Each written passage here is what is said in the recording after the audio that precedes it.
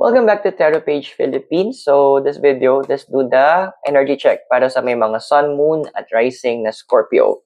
Kung bago ka, subscribe, like, and share.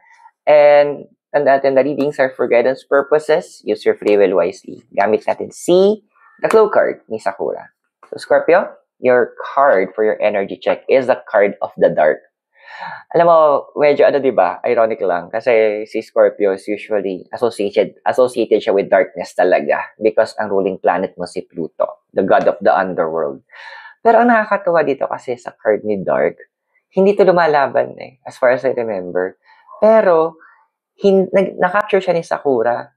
Ang kakaiba lang, hindi siya nagpa-capture hanggat hindi niya kasama yung kapatid niya, na si Light.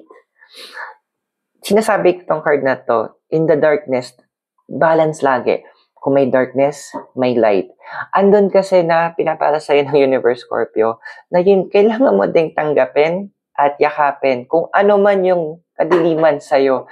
Kasi parte mo yun. Hanggat hindi mo nagagawa na tanggapin at yakapin yung side na sabihin natin na hindi maganda sa'yo, hindi ka magiging buo. Because yung darkness, andito yung sinasabi natin na rooms for improvement. Andito kung saan pwede ka pa mag-grow.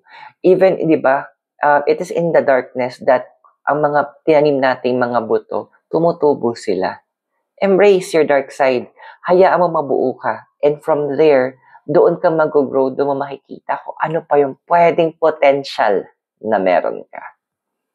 I hope nakatulong yung reading. Those are for guidance purposes. Use your free will wisely. And if you're new, invite kita to subscribe, like, and share. So maraming salamat. God bless. Namaste. Hare Krishna and blessed be. And I hope to see you on our next video. But goodbye for now.